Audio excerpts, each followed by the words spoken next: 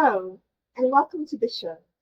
This is just a short intro before we begin the episode, which I'm sure you will enjoy. We have a few things to share which are specials this weekend. If you're a writer and love the process and inspiration of writing on a classic typewriter, you can experience this magic opportunity by purchasing your very own typewriter. We do also have vintage or antique typewriters. Or if you already have a typewriter and it's broken, we are able to repair it so that your writing process can be that much more beautiful and enjoyable. Whether you're sitting at home or a cafe or traveling the world, you can now be motivated to write anywhere, anytime. Next, staying on the topic of writing. If you would like to purchase my phone book, they are now published and available.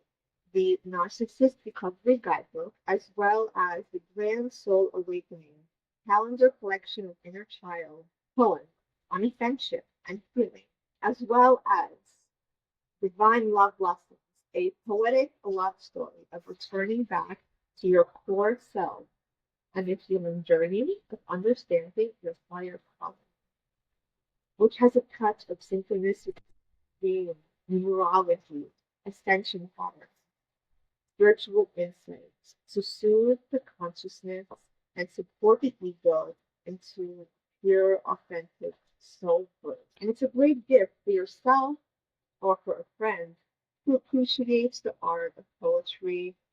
Next, you can order the personalized art painting, which is perfect for birthday gifts and holidays. And it's just a great opportunity to become creative and to inspire the younger generation or adults as well. And you can also decide which kind of art this is, which can be seasonal or biblical or a Disney character. So it's really anything that inner child find enjoy. Next, tutoring is also available from grade school to middle school to high school to courses. We have both the math, reading, writing, essay help, resume help, college admissions, essay help, all kinds of tutoring. Last but not least, we have virtual ballet lessons and classes available for all ages and all levels. There are ballet bar workouts included, and all you need is just a little bit of space and a chair or something to hold on to. And this is going to be with accompanying classical orchestra music to bring a sense of levity and joy and just fun overall, while also strengthening the body and adding flexibility and grace to your daily posture. And I have a unique experience as I grew up performing at Lincoln Center with the York City Ballet, with my City Ballet, with Alvin, Ailey, American Dance Theater, and also at Madison Square Garden. So this unique mix of artistic expression has inspired me to create a whole list of ballet choreography, ballet classes, and to inspire people to come along on the journey to awaken their appreciation and their gratitude for body movement and body positivity. And I'm excited to share this with everybody, and everybody is open to join. It's available for everybody. And we focus on creating elegant movement to the rhythm of the music, which makes you feel comfortable in your own space, at your own pace, and in your own skin. And this gives you an opportunity to enjoy the journey of imagination, beauty, integration, and for you, a sense of gratitude for yourself, for others, for music, and for movement. Classes are in session and all are. And if you would like to have me on as a guest on your podcast and would like to be a guest on my podcast, please do let me know. And I am also collecting new interviews with upcoming. And for information on any of the things that I have mentioned, if you would like to participate in, or to purchase, or to just join the community, please send me an email at growthgracemindset@gmail.com. I put all of the logistics are on Great. Enjoy the show. Welcome to the Growth, Grace, and Gratitude podcast. We'll talk about all things mental health, wellness, positive psychology, inner child healing, spirituality, and so much more. And today we will be talking a little bit about trauma, triggers, and getting unstuck with special guest Britt Frank, and she is a licensed psychotherapist. She received her bachelor's from Duke University and her master's from the University of Kansas. And she is the author of The Science of Stuck and the soon to be released book, Align Your Mind. So, this is amazing. Congratulations, and I'm so excited to speak with you today.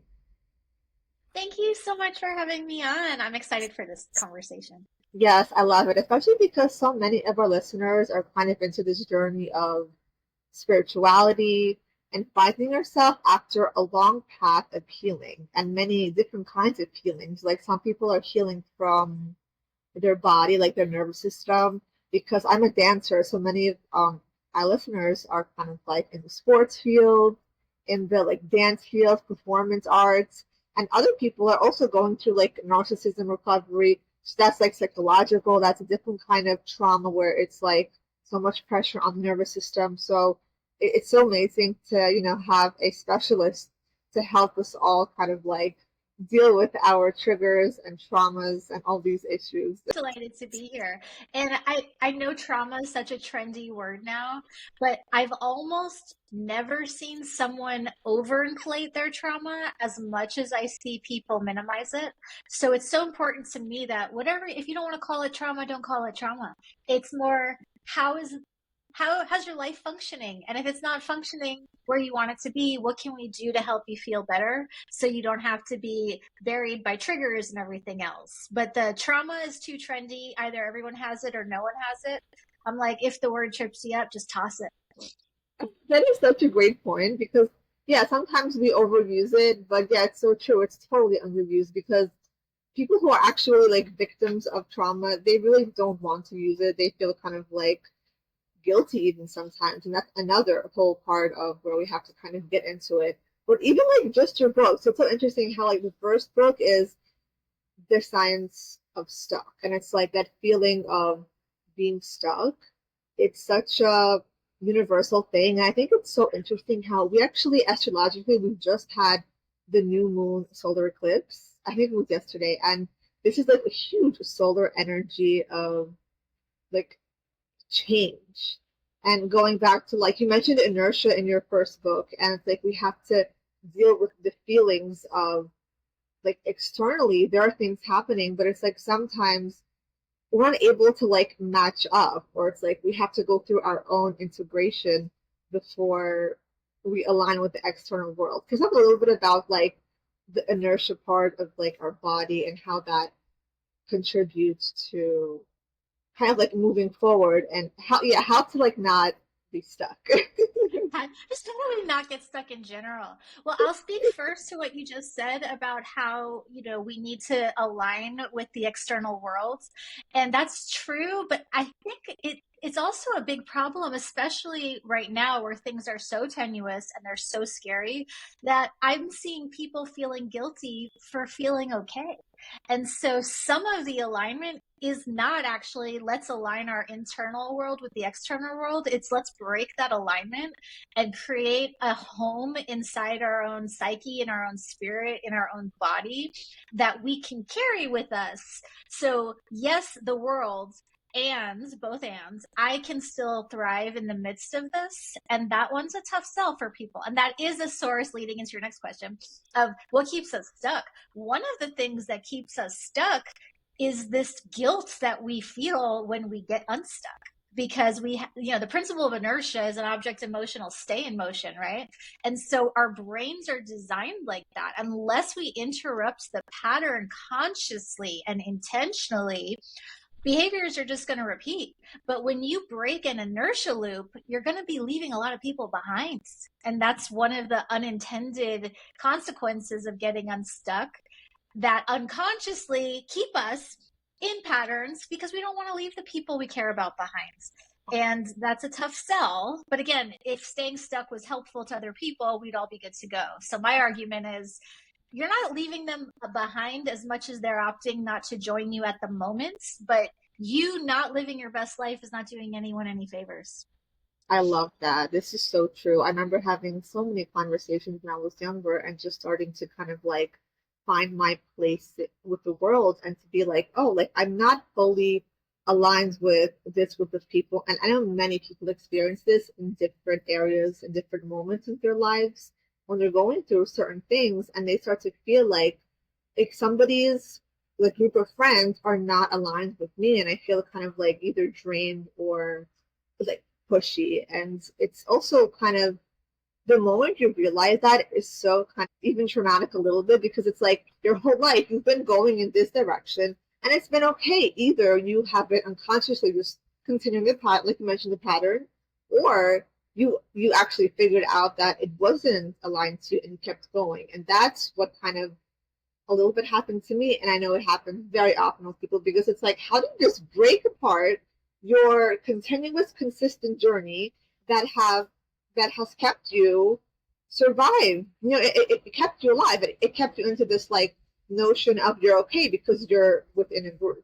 But it's like when this group no longer supports your journey of evolution, I feel like that's the hardest thing to break off. I agree. And what you're talking about is a topic that's super near and dear to my heart. I don't like grief, but the topic of grief is such sacred work. And I don't think we can have a trauma conversation or a getting unstuck conversation or a spiritual conversation for that matter without talking about what does it actually mean to grieve. If you ask any random person, they'll we're all sort of programmed. Oh, it's the 5 stages of grief. Elizabeth Kubler-Ross, that's how we grieve. And she would be the first to say she wrote those stages as it relates to people who are dying of cancer, not someone grieving an up level in their life that forces them to leave their friends behind, not someone who's grieving a life that they thought they were going to live but finding themselves in this other transition, not grieving the body that you had if you have a chronic illness. There are so many points of grief, and I really think as a therapist that the job of any healing helping professional is to help people to access that grief that well of stored grief, without the internal alarm system going haywire and putting us in a state of fight, flight, freeze. But you cannot heal trauma without talking about grief. And I don't think you can get unstuck without talking about grief. But the science of grief sounds like a real downer, so I didn't want to call the book that. It's the science of stuck, and it's fun, and I tell lots of fun stories in there. And then Align Your Mind is about the multiple parts of our psyche.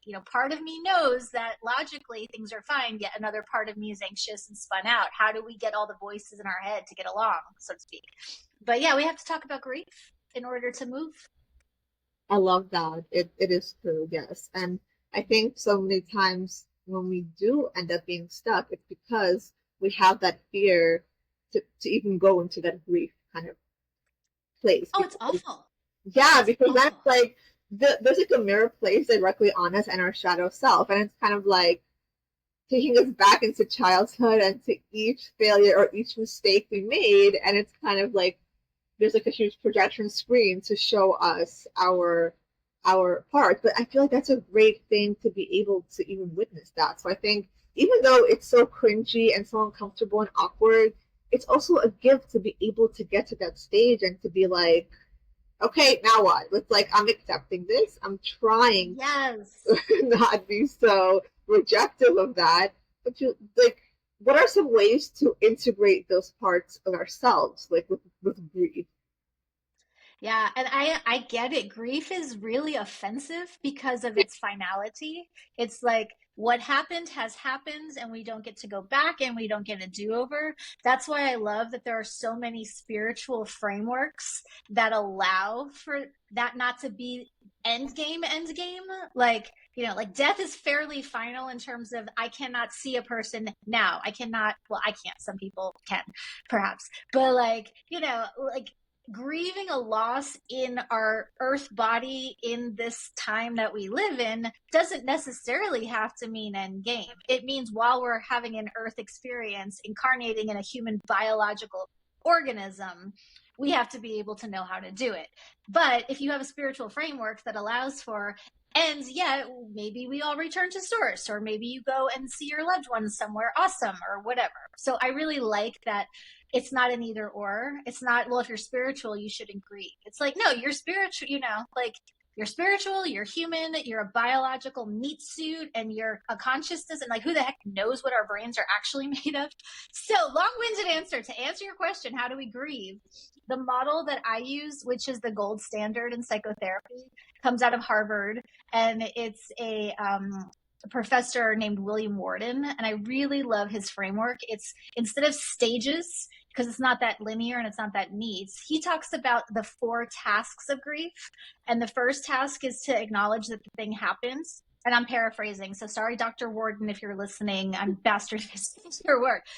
Task 1, the thing happened. It doesn't get to not have happened. It is a thing. The thing has happened. Task 2 is to really acknowledge and honor and work through all of the complicated feelings. One thing that happens with dead people is we deify them. And suddenly, because someone is dead, our complicated feelings about them don't have a place anymore. But you're allowed to be mad at dead people. You're allowed to have mixed feelings about people, and that's fine. Task 2, feel the feelings. Task 3 is we need to adjust our life to accommodate this new reality. So whatever your loss is, whether it's a divorce or a bankruptcy or a promotion, or all of a sudden you have more money than everybody you know and all of your friends are gone, we need to know, what are the boundaries that I need now? What are the new rules of this new level that I'm on? And then task 4 is find a way to move forward, knowing that this grief is now embedded in the fabric of your being. Grief doesn't get solved or cured.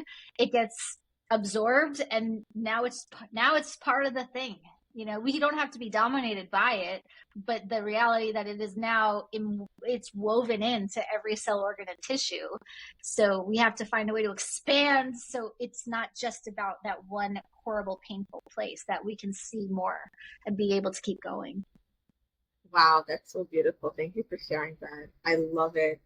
I feel like you explain it so beautifully, and it's so true. It's like those pockets of like information that we're able to give ourselves through all these levels. And like you mentioned, it's so not linear, because if we would expect that, it would be so much more easier. It's like, oh, we have to just, experience this once and it's done. But because it comes in waves, and especially like since now it's like the solar eclipse, it's like it could come in this wave even more heavily. It's like, how do I deal with that now? And it usually, healing is so interesting how it actually does tend to happen in the most uncomfortable moments, when it's like we're kind of like pressured to deal with it when we don't want to the most. So it's like, this is also interesting, like if it's like spiritually connected to some part of our soul that wants us to like master this lesson now, and we have to kind of like put on our thinking cap and like use our brain to kind of like work through all this energy. It's so interesting. It's such a beautiful topic. I love it. I do too. I know we didn't really set out to go into the griefy zone, but we're here. And so I'm super delighted to go here. And it's nice to have someone to go here with, because it's such like an off-putting topic for Yeah. good reason. It's gross. And I love how you said that grief is a wave, because it's a really good way to think about it. It's like the ocean is not every day destroying towns with tidal waves and floods and hurricanes and weather. Some days it's sunny and the skies are blue and the sea is calm, and some days you're getting tossed and you're holding on for dear life. And grief is very much an ocean, and some days are good and some days are bad, which is why when we're in that spin cycle, going into the why is this happening is often a very, very, very big contributor to being stuck. Because even if we answered, why am I tumbling in the wave? You're still tumbling in the wave. A better question is, what are my choices? What do I have the capacity and the option to do right now in service of my own wellness? That's a much better question than why is this happening? I don't know why. Sometimes we know why, because people are doing stupid things, because someone else's free will has now made my life a nightmare. But the why is not a helpful question. It just keeps us insightfully stuck. So what are my choices? What are my options? What's my capacity? That keeps us moving forward. That does break an inertia pattern, that question. I love that. That's such a great point. We have some listener questions, so I just want to get into these just quick. So this association is unfortunately so common during recovery process after experiencing betrayal. And I feel like that's actually a great dive into like with grief and how we have to deal with like betrayal. And here she's asking, how can I start dissociating less and being more present while my nervous system still feels out of control? And again, I have a lot of compassion for that question, having experienced a variety of betrayal traumas, big T betrayal traumas, by whatever standard they were bad, we'll say that. That question to me has this edge of dissociation equals bad and presence equals good. And that's just not true. Dissociation is a gift of our human design to enable us to function when things are overwhelming and impossible. Dissociation is not the problem. What the problem is when we're unconsciously dissociated and we're floating away with no idea where we're going and no way to get back. So I like to work with clients on what I call conscious dissociation, which is imagine that there's a tether from you to your body and to the earth. And if you need to spend an hour floating outside your body to get through a meeting or to get through going to Target and getting food for your family, have at it. Thank God for, I would not be alive had it not been for dissociation. So the question, how do I dissociate less? I would say that the preamble to that is we want to start by honoring the function of dissociation is our brain's gift to keep us away from pain when it's unbearable. And then after that, we can start working with presence and mindfulness and grief and coming back into being embodied. But I don't want to live in a world where I can't dissociate. No, thank you. Like at the airport, I don't want to be embodied and present. At the dentist, I don't want to be mindful and feeling my body. Like I love that we have the option to check out. As long as there's a tether and there's some consciousness and skill, it's a beautiful, beautiful gift of our humanity that we can check out. That is such a wonderful perspective to look at it. Wow, it's such a great answer. And yes, it is so true. It's like I feel like a lot of people don't even have that awareness that you're able to just accept that because like we feel that energy of like feeling so uncomfortable and it's like we feel again guilty of even feeling that, but it is so true. It's like I feel like it's giving permission to yourself and giving kind of that freedom and space because we're always so like perfectionist and people pleasing. And I think that ties into that being we want to be present. We, there's so many mentors who are teaching us presence, presence. We must be present, but it's like you can't be present 24/7. It's like it's also toxic positivity. It's like that's not productive at all. So I love what you said. It's such a great, great thing. It's a hot take, and I know there are a lot of people that would push back and argue, but I would say anything done with intention and choice in consciousness has the potential to be good, and that includes dissociation. You will never see me saying dissociation is bad. Unconscious dissociation is terrifying and damaging and dangerous, but conscious dissociation, yes, please. Yes, yes, and if people are going through unconscious, I feel like that part is kind of difficult, and a lot of people do go through that during the healing journey. And personally, what I found really helpful, and I feel like everybody is different because whatever kind of calms the nervous system, that's probably going to be a good thing to do. And it's like some people love like loud music, like that's calming to them. Like for me, I don't like that. Like I like to do like a hike or like a yoga or something like that. So I feel like those things are probably also beneficial for people who do have this like unconscious aspect of association. Yeah. Okay, So again, the question we want a good self-reflective question for anybody is to double check the question that you're asking and ask yourself, is there another way to say this question? How do I dissociate less? Assumes that dissociation is bad. But a better question would be, how can I feel safer more? How can I access more safety, not less dissociation? What do we want more of versus what do we want less of? And the academics call that, like subtractive versus additive goals. Like New Year's resolutions, all of the research shows if I'm trying to do less of a thing, you're going to be less successful than if you're focusing on, I want to do, it's not that I want to drink less, it's that I want to wake up in the morning feeling good more. It's not I want to sit on my couch less, it's I want to experience what my body can do more. So we want to focus on what's expansive rather than what's constrictive or subtractive. Oh, I love that so much. Yes, that's so true. It's like when you're making affirmations, you're making kind of Yeah. those positive statements, and we need so much more of that rather than like the complaining aspect. I love that so. Mm-hmm. And then when we affirm the negative, I am a person who doesn't do drugs. Even though I'm saying I don't do it, it does get encoded as I'm affirming the negative. So if I'm affirming that I don't do drugs, well, then I must be a person who does. And that's the piece that my brain grabs onto. So we really, if you're going to do affirmations, we want to make sure we're not accidentally affirming the negatives. Yeah, this is so true. Like, yes, I love this. Okay, the next question is, oh, this is a great topic for triggering because I feel like, yes, we get triggered all the time and in different ways. When I get triggered, I feel like I'm being catapulted back to my childhood to receive certain timelines of disappointment. Can you explain the science behind getting triggered and what I should do to stop that cycle of anxiety and general annoyance? I feel like, yes, Well, I've got nothing for general annoyance as someone who's generally annoyed by lots of things in the world on any given day. So can't yes. help you with that. Um, but as far as that feeling catapulted back in time, that is not just something you're imagining. That's actually happening. Well, first of all, we know time's not actually a thing. Time's a construct we invented to try to make sense, which is, time is relative, which is why when you're trying to sleep in, 10 minutes feels like two. And when you're working out, 2 minutes feels like an hour.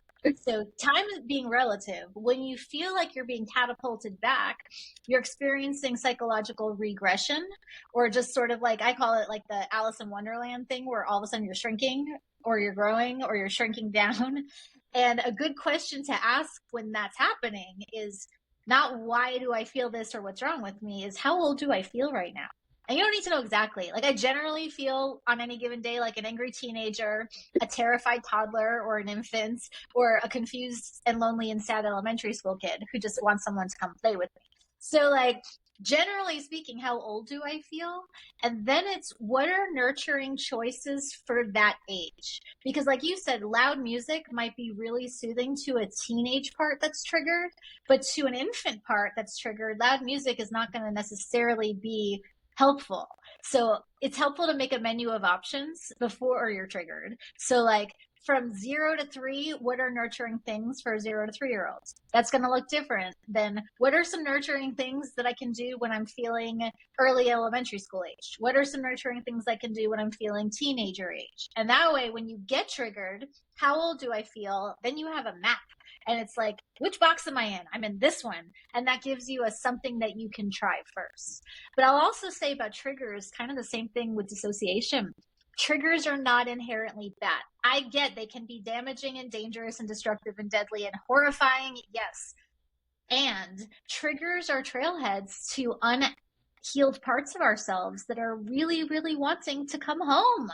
And so if we can approach our triggers not as that's bad, but oh, that's a source of information, then we can get curious about which part of us is lost in space and time.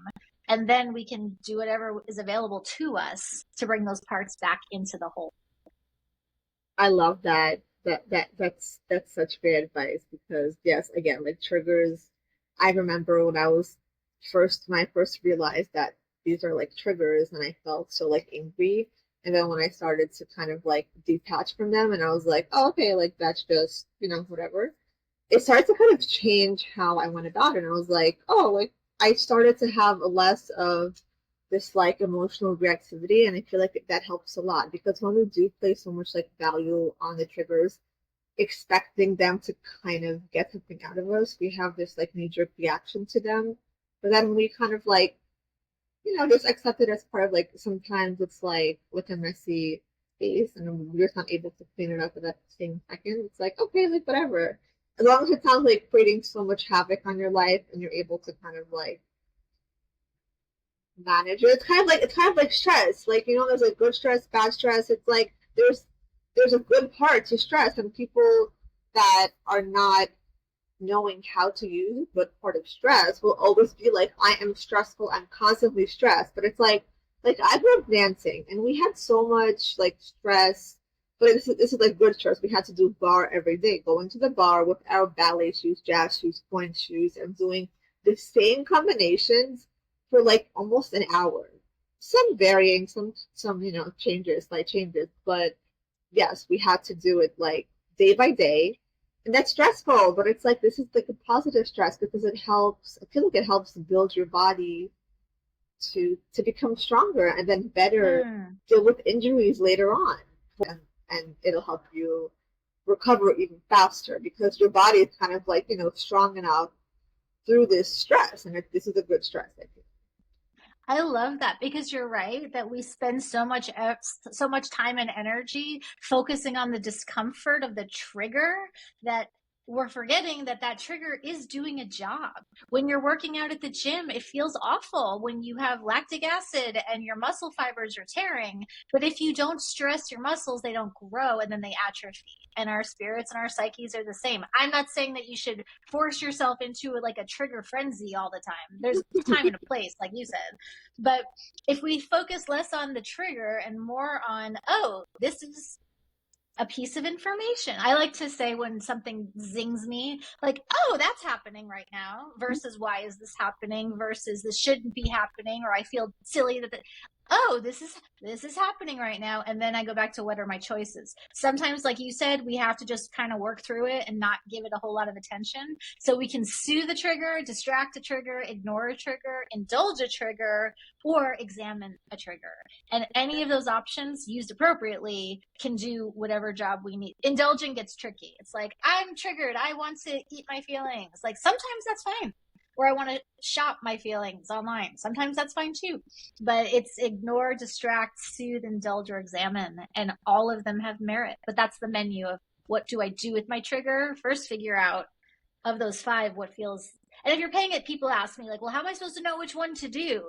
It's like if you're paying attention, there's generally a sense. Sometimes it's based on time and energy and your context. And sometimes it's like, I get the sense that this is the fifth time this song has come on my radio and I have started panicking. So perhaps it's time to stop ignoring that and start examining it. But I trust people's capacity that they tune in, they'll know which of those is the right move. That's fantastic. And it is a reminder kind of to like get back, like you said, in tune with yourself, which is hard to do. And that is the struggle. And it, it's so interesting because actually, in the second book, Align Your Mind, it mentions Tame the Inner Critic on the cover. And I thought it was interesting because actually it's like today is October 3rd and today is Mean Girls Day. And I remember like I was reading a book a long time ago by somebody talking about like the mean girl. I think it was like Melissa Ambrosini, and she was also talking about the mean girl within. And this is such like a great alignment because like we have that inner critic, mean girl within us, and it's like when we find that, it's such a challenging, just like brutal because we are our worst critic usually. And it's like, how did you come to include this and how does it contribute to the message of this book?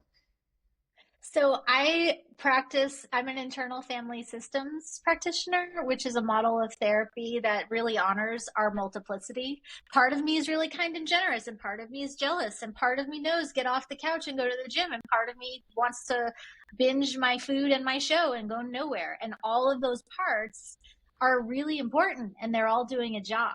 And so, from the internal family systems perspective, and from the Jungian perspective, and from my perspective, the inner critic is only problematic if it's left unchecked, because then it's just yelling at us and making us feel bad all of the time.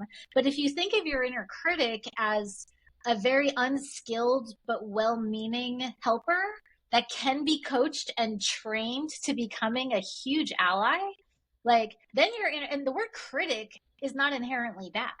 Like you can have bad criticism, but a critic is really just someone who is supposed to just objectively examine a situation and then provide feedback. And that's it. So our inner critic that screams and yells and berates and all of that can be changed with training and with some self exercises. And I talk in the book about you can train your inner critic to become a coach instead of a controller. So someone that is going to tell you hard truths. Like when my inner coach is like, you know what, girl, it's time for us to get up. I know you don't want to get up, but we're getting up, we're getting out.